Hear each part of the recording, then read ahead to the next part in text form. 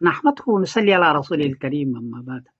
हजरत मौलाना सलमान नदवी साहब दामत बरकातुहू ने एक वीडियो में कहा कि हजरत माविया रजी अल्लाह तआला अन्हु इस उम्मत के फिरऔन हैं, और उन्होंने हवाला दिया मुस्तदरक अल हाकिम का।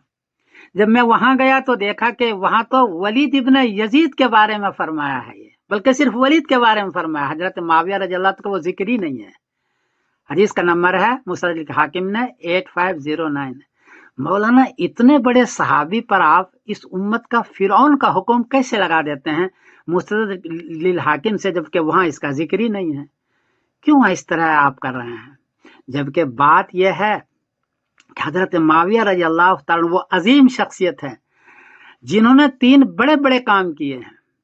पहला काम उन्होंने किया है कि हजरत अली रजी अल्लाह तआला अन्हु से जो जंगें करवाई अपनों में, 3 शियों ने 3 जंगें करवाई, जंगे जमल, जंगे सिफीन, जंगे नहरवान अपनों में करवाई।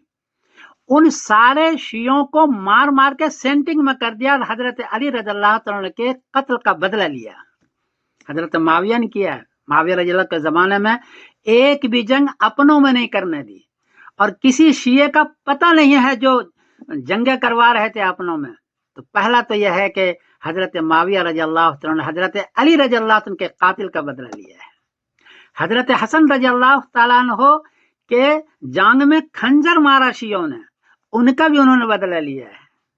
कितना बड़ा काम है। और दूसरा यह है कि हजरत हसन हजरत हुसैन को इतने माल दिए, इतनी इज्जत दी, इतना एहतराम दिया, इससे पहले किसी ने नहीं दिया था। हजरत माविया ने दिया, जबकि इनके वालिद के साथ जंग हुई है।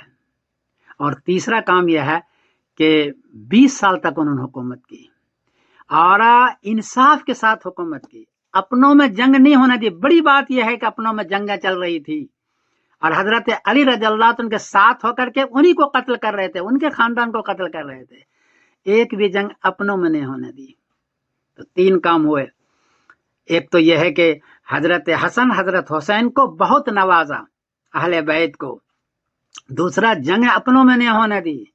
तीसरा के जो कातिलाने अली थे और कातिलाने हजरत हसन थे, उन सारों को उसने सेंटिंग में डाला है। इतना बड़ा काम किया है। और तीसरा यह है कि बड़े इंसाफ के साथ 20 साल तक हुकूमत की। इससे पहले 20 साल की हुकूमत किसी और की नहीं हुई है। इसीलिए नबी करीम ने फरमाया था, अल्लाहुम्मा मक्किन लहू फिल बिलाद वक़िहिम सुअल अज़ाब। तबरानी हदीस का नंबर 1065 कि या अल्लाह उनको शहर के अंदर, मुल्कों के अंदर जमा दे। चुनांचे जमा दिया।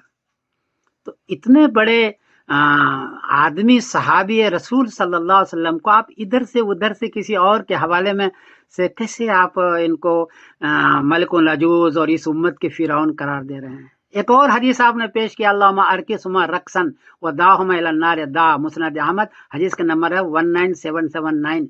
ये हदीस भी हजरत माविया के सिलसिले में नहीं है।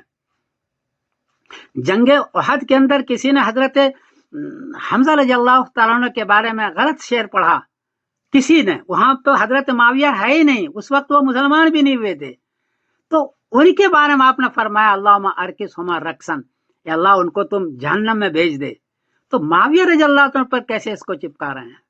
मौलाना जरा खौफ किया करें। हजरत माविया बहुत बड़ी शख्सियत है। मेरा तो दिल चाहता है कि इंतजामी सलाहियत इनकी बहुत ज्यादा है और इन्होंने पूरी उम्मत को बचाया है। हजरत अली के कातिलन से इसने बदला लिया है। इसलिए आप इस किस्म की चीजें न क्या करें, उल्टी सीधी चीजें आप न किया हजरत माविया रज़ी अल्लाह के बारे में। मेरी एक गुजारिश है मौलाना, मैं समीरुद्दीन कासिमी बोल रहा हूँ, गलती हुई तो माफ करना। अस्सलाम वालेकुम व रहमतुल्लाहि व बरकातहू।